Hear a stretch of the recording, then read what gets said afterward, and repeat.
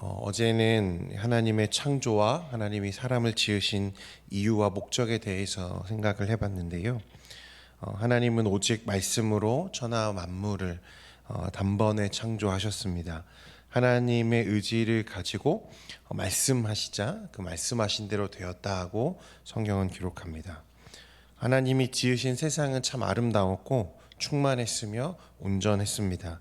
그 완전한 하나님의 나라에서 하나님은 자신의 형상대로 지으신 그 백성, 사람들과 함께 영원히 세세토록 영광 받으시며 또 안식하는 그런 하나님의 나라 천국을 꿈꾸셨습니다. 사람은 그 하나님 나라의 하위 통치자로 하나님을 대신해서 이 세상을 다스리는 자로 창조되었죠. 하나님은 이것을 위해서 오직 사람에게만 특별히 하나님의 형상을 부여하셨습니다. 오직 인간만이 하나님의 영광에 동참하며 영생 복락을 누리는 존재로 부름받았다는 것입니다. 그런데 이 모든 것, 하나님의 나라와 그 나라에서의 안식과 그 영광스러운 모든 순간을 누리고 살아가는데 그에 있어서 하나님이 사람에게 요구하신 단 하나의 조건이 있었다면 무엇입니까? 순종이었습니다. 순종. 우리 2장 16절과 17절 스크린 보시고 같이 함께 읽겠습니다. 시작. 여호와 하나님이 그 사람에게 명하여 이르시되 동산 각종 나무의 열매는 내가 임의로 먹되 선악을 알게 하는 나무의 열매는 먹지 말라. 내가 먹는 날에는 반드시 죽으리라. 그러니까 하나님은 아담과 언약을 맺으시죠. 약속이라고 해도 괜찮을 것 같아요. 하나님이 약속하신 영광과 그의 나라를 포함해서 모든 것을 아담에게 주신다고 말씀하십니다. 말씀에 보면 동산 각종 나무의 열매는 내가 임의로 먹되라고 했습니다. 네 마음대로 하라는 거죠. 네 마음대로 할 수 있다는 거예요. 그런데 아담이 이 모든 것을 가지게 되는데 하나님이 요구하신 것은 동산 중앙에 있는 선악을 알게 하는 나무의 열매는 먹지 말라 하셨습니다. 이 약속을 지켰을 때 돌아오는 보상은 하나님이 함께 하시는 그 천국에서의 영생이라면 그 약속을 지키지 않았을 때는 무엇이 돌아옵니까? 책임이 있죠. 죽음이 책임으로 돌아오는 것입니다. 이것이 하나님과 모든 인류를 대표하는 아담이 맺은 첫 번째 언약이었습니다. 아담의 순종을 매개로 하는 일종의 행위 언약이라고 할 수 있죠. 여러분, 보통 세상에서는 등가 교환이 원칙이잖아요. 뭔가 약속을 할 때는 반드시 비슷하거나 그에 상응하는 대가를 치르게 되어 있습니다. 이 약속을 통해서 하나님이 우리에게 주고자 하셨던 것은 그 하나님 나라에서의 영생이라면, 천국이라면,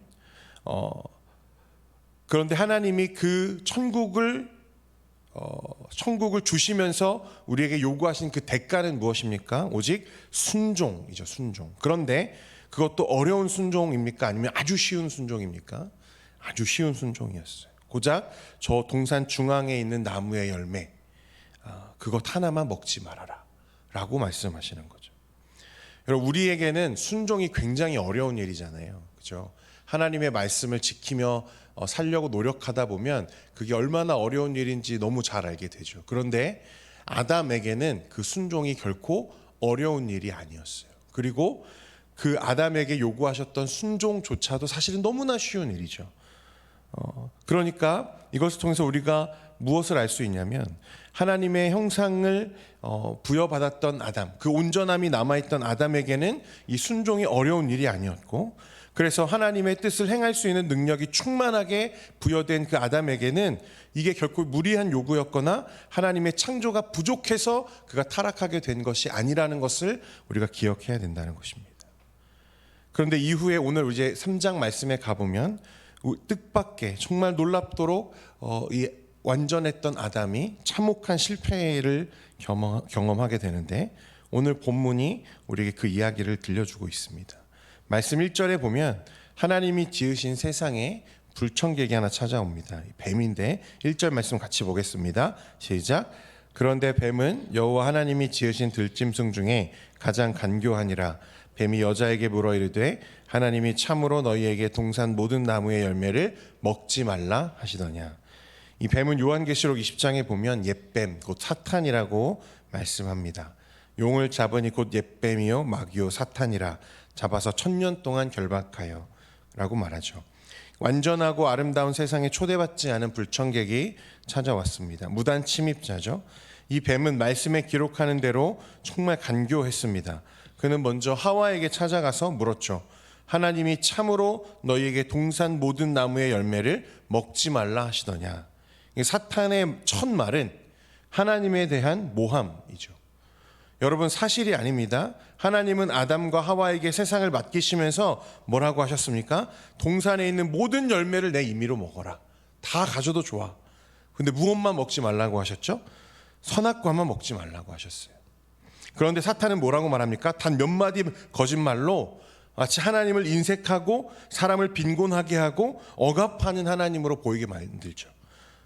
하나님이 정말로 너희에게 모든 동산 모든 나무의 열매를 먹지 말라 하시더냐. 야, 하나님이 진짜 그렇게 말씀하셨다며? 라고 얘기하는 거예요. 야, 하나님이 동산 나무의 모든 열매를 먹지 말라고 하셨다며? 라고 말하죠. 참으로 간사한 교활한 속임수였습니다.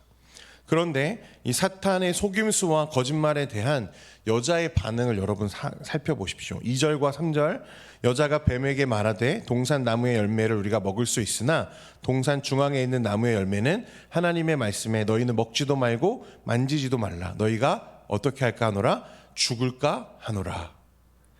여인은 매우 친절하게 뱀의 질문에 대답하고 있습니다. 동산 나무의 열매를 우리가 먹을 수 있어. 그런데 동산 중앙에 있는 열매를 먹지 말라 하셨거든. 그리고 먹지도 말고 만지지도 말라. 너희가 어떻게 할까 하노라? 죽을까 하노라 하셨어. 그런데 여러분, 이 여인의 친절한 태도가 사실상 인류가 처음 저지른 실수였습니다. 이 여인은 초대받지 않은 사탄이 하나님 나라에 침입했을 때 이것을 알아차리자마자 그를 엄하게 책망하며 내쫓았어야 돼요. 이렇게 친절하게 대답할 게 아니라는 거예요. 하나님의 풍성하신 은혜와 자비를 선포하며 그를 내어 쫓았어야 맞습니다. 동산 나무의 열매를 우리가 먹을 수 있으나 라는 식의 대답은 충분하지 않았다는 거예요. 여러분, 창세기 2장 15절 말씀에 보면 이렇게 기록하거든요. 여호와 하나님이 그 사람을 이끌어 에덴 동산에 두어 그것을 경작하며 어떻게 하셨다? 지키게 하셨다 하셨죠. 아담이 하나님께 부여받은 사명을 두 단어로 말씀하고 있는데 경작하다, 지키다. 경작하다라는 말은 일하다는 뜻이고 구약 성경 안에서 일하다와 지키다라는 단어가 같이 사용될 때가 하나 있는데 그건 뭐냐면 오직 제사장의 직무를 표현하는 경우에만 두 단어가 동시에 사용됩니다. 경작하다, 지키다. 무슨 말이냐면 아담과 하와는 이 세상의 하위 통치자로 왕의 직무를 감당하게 하심과 동시에 하나님의 피조 세계를 거룩하게 지키는 제사장의 직무를 또한 함께 받았다는 거예요. 아담의 역할이고 하와의 역할이었습니다. 하나님의 거룩한 동산에 사탄이 뱀의 모습을 하고 들어왔죠. 불법 침입자입니다. 허락되지 않은 침입자였어요. 분명 아담과 하와는 이 뱀이 사탄이고 하나님 나라에 초대받지 않은 불의한 존재라는 사실을 인식했을 겁니다. 온전한 사람이었으니까요. 하나님의 형상이니까요. 그런데 그렇게 하지 않았어요. 자신에게 맡겨진 사명이 어떻게 하고 있습니까? 태만했습니다. 하나님이 맡겨주신 역할에도 태만했고 충분히 그것을 거절하고 선을 행할 만한 능력이 그에게 있었음에도 불구하고 그는 침입자를 방치하죠. 그리고 그것이 인류가 저지른 첫 번째 실수였습니다. 그리고 선악을 알게 하는 나무에 대해서도 다소 어정쩡하게 말하죠. 분명 창세기 2장 17절에 여러분 보시면 말씀에 따르면 선악을 알게 하는 나무의 열매를 먹지 말라. 내가 먹는 날에는 반드시 어떻게 되리라 하셨죠? 반드시 죽는다고 하셨습니다. 그죠? 하나님은 먹으면 죽는다고 하셨어요. 그런데 오늘 여자가 대답한 말을 보십시오. 3절에 보면 동산 중앙에 있는 나무의 열매는 하나님의 말씀에 너희는 먹지도 말고 어떻게 하지도 말라? 만지지도 말라. 하나님이 하지도 않은 말을 이야기하고 있고 또 너희가 어떻게 할까 하노라? 죽을까 하노라. 여러분, 하나님은 분명히 먹지 말라 하셨는데 먹는 날에는 반드시 죽는다고 하셨는데 여자는 이미 뭐라고 말하고 있습니까? 먹지도 말고 만지지도 말라. 하나님이 하지도 않은 말씀을 하고 있죠. 진실에서 벗어났어요. 그리고 너희가 죽을까 하노라. 이 말은 무슨 말입니까? 죽을 수도 있고 죽지 않을 수도 있어 라고 말하죠. 하나님은 뭐라고 하셨어요? 반드시 죽으리라. 이미 여인의 인식 속에는 하나님의 말씀 온전함에서 벗어나 있는 것을 보게 됩니다. 사탄은 기다렸다는 듯이 말했어요. 너희가 결코 죽지 아니하리라. 그리고 그 근거로 그것을 너희가 먹는 날에는 너희 눈이 밝아져서 하나님같이 되어서 선악을 알 줄 하나님이 아심이라 했어요. 무엇처럼 된다고요, 여러분? 하나님처럼 된다고. 이 말이 아담으로 하여금 그 금지된 선을 넘게 만들었습니다. 누구처럼 되려고요? 하나님처럼 되려고. 그러니까 내가 하나님이 되려고 선악과를 먹었어요. 여러분, 인간이 가지고 있는 우리 인류의 근원적인 죄가 바로 이거죠. 누가 하나님처럼 되려고요? 내가 하나님처럼 되려고. 내 인생을 내 것이라고 말하고 내 인생의 주인 되고, 원래 우리는 하나님의 것이고 하나님의 것으로 창조되었음에도 불구하고 내가 내 인생의 주인처럼 행하려고 하는 우리의 죄가 어디서부터 비롯되었는지 우리가 여기서 발견하게 되는 것입니다. 우리가 여러분, 피조물인 사람이 창조주 하나님처럼 되려고 하나님께 불순종하는 것, 모든 것이 이 죄의 본질을 보여주는, 이것이 아담의 범죄였습니다. 그러니까 아담은 실수로 아내가 주어서 어쩔 수 없이 선악과를 먹은 게 아니라는 거예요. 우리가 그 책임을 다른 곳으로 돌릴 수 없고 모든 죄의 결과를 받아들일 수밖에 없는 것은 처음 사람 아담에게 충분히 또 온전한 하나님의 형상이 있었고 하나님의 주권 안에서 선을 행하고 죄를 거절할 능력이 그 안에 충만히 있었음에도 불구하고 하나님을 적극적으로 반역한 죄인이기 때문에 그렇습니다. 아담은 불순종함으로 언약을 이행하는 데 실패했고 그 결과는 우리가 잘 아는 것처럼 하나님이 우리에게 본래 예비하신 모든 것을 빼앗기는 처참한 결과를 초래했습니다. 하나님의 형상은 왜곡되고 이후에 변질되고 하나님의 안식에 동참하지 못함은 물론이거니와 이 땅에 사는 동안 땅과 세상의 저주로 수고하지 않고 해산의 고통이 없이는 아무것도 얻지 못하는 저주에 놓이게 되었습니다. 가장 큰 형벌은 하나님과의 단절이었어요. 성경은 이 영적인 단절을 죽음이라고 묘사합니다. 우리가 생각하는 것처럼 몸이 죽는 것만이 죽음이 아니고 성경은 하나님과 단절됨, 그것을 죽음이라고 말합니다. 물론 몸도 서서히 죽어가죠. 마치 시냇가에 심은 나무가 또 뿌리가 뽑혀 나온 것처럼 당장은 살아있는 것처럼 보이지만 몸은 이내 늙고 병들어 죽는 것입니다. 누구도 예외는 없습니다. 하나님으로부터 끊어져서 그 어떤 생명도 공급받지 못하는 상태, 그것을 죽음이라고 성경은 우리에게 설명합니다. 그렇기 때문에 죽음은 곧 아무 가능성도 남아있지 않은 상태를 의미하는 거예요. 아담 이후의 모든 사람은 죄로 말미암아 하나님과 끊어졌고 하나님과 끊어짐은 이후에 무엇도 소망할 수 없는 절망적인 상태를 나타내는 것입니다. 죄인은 더 이상 스스로의 힘으로 하나님께 나아갈 수 없고 죄인은 거룩과 의로움을 향한 도덕적인 열망, 지적인 분별과 깨달음이나 정서적인 추구, 하나님의 뜻대로 살려는 의지 등을 다 잃어버린 존재입니다. 타락 이전에는 하나님과 동산을 함께 거닐며 대화하며 교제했죠. 아담과 하와는 하나님과 함께 있으면서 최고의 안식과 복락을 누렸습니다. 그러나 이제 그런 교제는 더 이상 불가능하게 되었다는 거예요. 그런데 놀랍게도 하나님의 형벌이 선포되는 바로 그 현장에서 바로 하나님의 은혜의 약속이 또한 우리에게 주어집니다. 3장 15절 말씀인데 우리가 앞에서 읽었던 말씀 같이 한번 읽겠습니다. 시작. 내가 너로 여자와 원수가 되게 하고 내 후손도 여자의 후손과 원수가 되게 하리니 여자의 후손은 내 머리를 상하게 할 것이요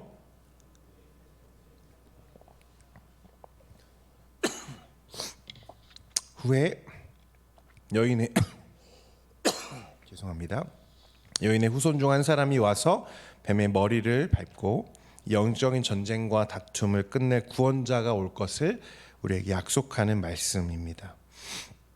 이 후손은 누구일까요? 여인의 후손. 이 땅에 와서 이 모든 영적인 전쟁, 하나님의 사람과 하나님 밖에 있는 사람, 또 하나님의 것과 하나님의 것이 아닌 것의 전쟁에서의 마지막 우리를 구원으로 이끌 우리 주 예수 그리스도를 우리에게 말씀합니다. 골로새서 2장 13절에서 15절 말씀에 이렇게 말하는데요. 또 범죄와 육체의 무할리로 죽었던 너희를 하나님이 그와 함께 살리시고 우리의 모든 죄를 사하시고 우리를 거스르고 불리하게 하는 법조문으로 쓴 증서를 지우시고 제하여 버리사 십자가에 못 박으시고 통치자들과 권세들을 무력화하여 드러내어 구경거리로 삼으시고 십자가로 그들을 이기셨느니라. 하나님은 행위 언약에 실패해 죄와 사망과 죽음의 굴레에 갇힌 인생들을 버려두지 않으시고 여인의 후손으로 오실 한 의로운 사람을 통해서 우리를 구원하시려는 이 은혜의 언약, 은혜의 약속을 우리에게 주셨습니다. 그게 우리 주님이시고 예수님이십니다.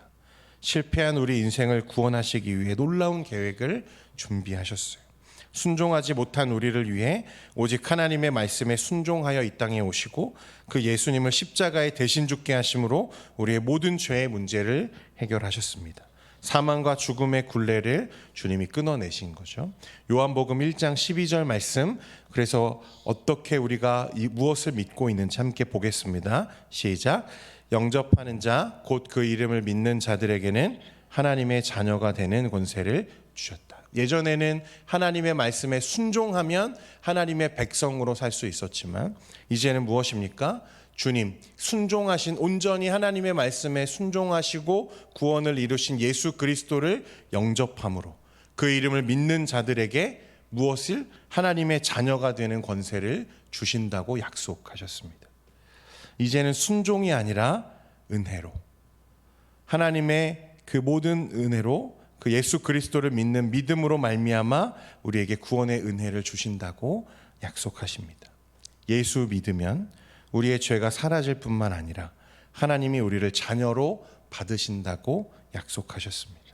이게 오늘 인류의 타락과 함께 동시에 우리에게 선포되었던 은혜의 약속에 대한 이야기입니다. 오늘 말씀을 정리합니다. 사람은 어쩔 수 없이 뭔가 부족해서, 능력이 없어서, 하나님의 창조가 불완전해서 타락한 것이 아닙니다. 하나님의 창조는 완전했고 충만했습니다. 그러나 사람은 하나님처럼 되려고 하는 적극적인 불순종으로 하나님의 길을 떠났고 죄로 말미암아 이 비참함을 초래했습니다. 그럼에도 불구하고 하나님은 그런 사람들을 다시 구원하시려고, 회복시키시려고 우리에게 유일한 구원자 예수 그리스도를 이미 타락 현장, 그 현장에서 약속하셨고 그 약속대로 주님이 이 땅에 오셨습니다. 이제 그 예수를 영접하고 믿는 모든 자들에게 하나님의 자녀가 되는 권세를 주신다고 약속하십니다. 사랑하는 성도 여러분, 하나님이 베풀어 주신 이 구원의 은혜를 믿음으로 수용하고 받아 누리는 저와 여러분 되기를 소원합니다.